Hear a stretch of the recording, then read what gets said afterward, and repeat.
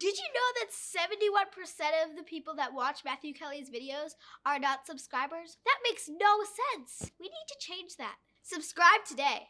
Hit that subscribe button, smash that like button, and turn on those notifications so you never miss out on another great video ever again. Jesus is praying in the garden, and the disciples have fallen asleep. And I think we often think about, okay, how did the disciples feel? And they probably felt horrible, right? Especially after the fact. 24 hours later, Jesus is dead, crucified on a cross. And you can imagine, the guilt or the shame that they felt, thinking to themselves, all right, Jesus just asked us to pray with him for an hour, and we couldn't even stay awake. And I think it is natural to think about how the disciples felt.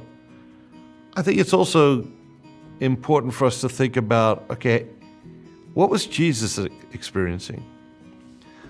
One of the great evils in this world is loneliness.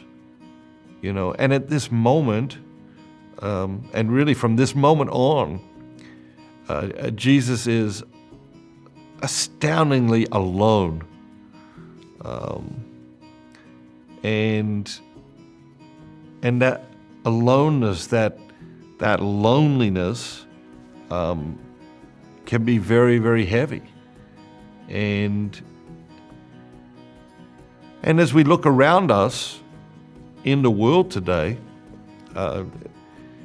there seems to be increasing technology, there's ever-increasing ways to communicate with people, and yet there also seems to be increasing loneliness.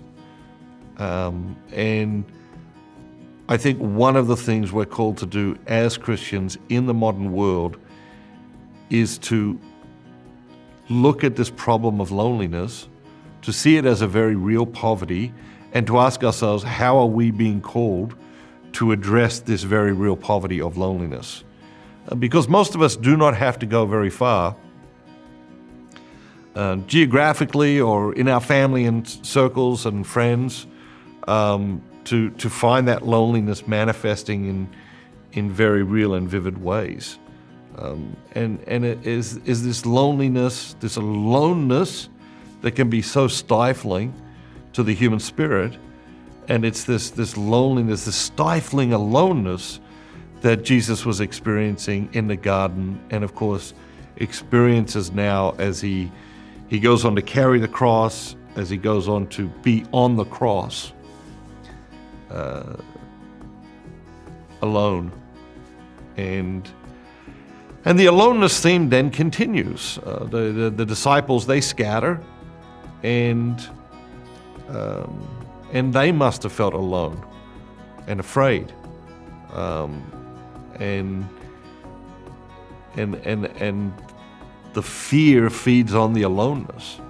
It was only when they came back together in community that they found their courage, that they found their strength, that they reconnected and realigned with the mission that God had given to them.